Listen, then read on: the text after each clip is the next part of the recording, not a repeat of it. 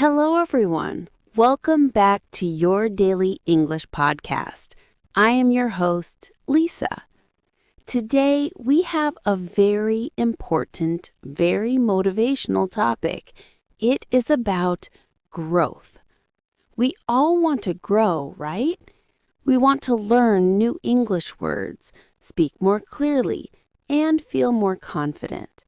But to grow, we must leave a place we all know, the comfort zone. Our expert on growth, Paul, is here with us. Hello again, Paul. Hello, Lisa, and hello to all the listeners ready to move and grow. The comfort zone is a nice place, but nothing new ever happens there. It is safe, but it is also boring for your brain. Paul, let's start by defining the three important zones for everyone. What is the comfort zone? The comfort zone is the area where you are in control. Everything is easy. You feel no stress, no worry, and no risk. Example in life, driving the same road to work every day. Example in English, only reading the same few pages in your simple English book. Why is staying there a problem? When you stay only in the comfort zone, your skills become stuck. Your English is okay, but it does not get better. Your life is okay, but it does not get better. To get better, we need to move.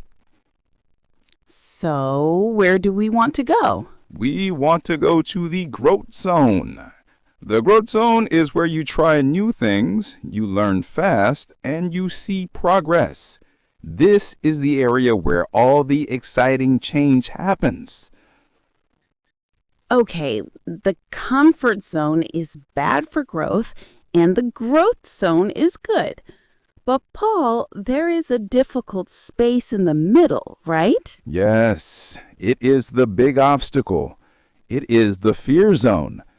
When you try to leave your comfortable space, the fear zone brings doubt, worry, and stress. The fear zone is full of voices in our head. What do those voices say? They say things like, what if I make a mistake? What if people laugh at me? I am not smart enough to do this. This is the voice of doubt. The voice of doubt wants to keep you safe and pull you back into the comfort zone. That fear can be very strong, especially when speaking a new language. It is very strong, but we must recognize the voice of doubt is lying. The fear is not real danger. It is just your brain telling you to stay safe. To leave the comfort zone, we must understand two things. Fear is normal. Everyone feels fear before they try something new. Mistakes are necessary. Mistakes are the signs that you are trying hard. So the goal is not to stop the fear, but to act anyway. We cannot jump straight from comfort to growth. We must take a small step. What is the most effective way to start? We use the small step rule. We choose a task that is only 10% harder than what we did yesterday. Never 100% harder. Can you give us detailed English examples for the 10% rule? Yes. Think about your comfort level, then add 10%. If your comfort zone is writing, your 10% step is to send one short email to your English teacher, asking a simple question. This is a small writing risk. If your comfort zone is listening to English with subtitles, your 10% step is to listen to a song without subtitles for the first minute. You move just 10% outside your safe area. That makes the risk very low. Do you have a tip for when we feel too tired to start the 10% step? Yes, this is the 5-minute rule. If you feel too tired, you promise yourself, I will only do this new task for 5 minutes. You tell yourself, I will speak English to a person for 5 minutes, and then I can stop. You tell yourself, I will try to learn a difficult verb tense for 5 minutes, and then I can stop. Why is the 5-minute rule so powerful? Because usually, after 5 minutes, you feel warm and ready to continue. The hardest part is always the starting. The 5-minute rule gets you past the starting line. It breaks the inertia. So we start small and use the 5-minute rule. But what about consistency? Sometimes I fail and stop for a whole week. We must use the 2-day rule. This rule is crucial for consistency. The rule is, do not stop for 2 days in a row. If you miss your English study today, that is okay. It happens. But you must study tomorrow. You cannot miss 2 days. That is simple and strong. Why not 2 days? Because stopping for 2 days creates a new bad habit of stopping. When you start again on the 3rd day, the fear zone is much bigger. The 2-day rule forces you to get back on track quickly. Do you have any tips for getting help from other people to stay consistent? Yes, this is called social accountability. Accountability means you tell someone else about your goal. You share your plan. You tell a friend, I will study English every day this week. You tell your partner, I will try to speak to 3 strangers this month. When you tell someone else, you are more likely to do it because you don't want to fail in front of them. You ask them to check on you.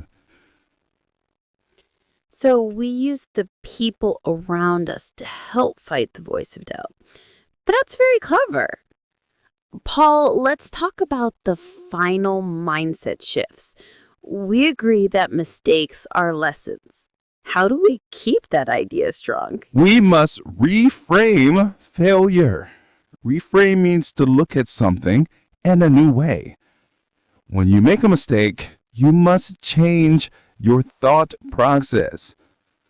Old thought, I failed the test. I am a bad student.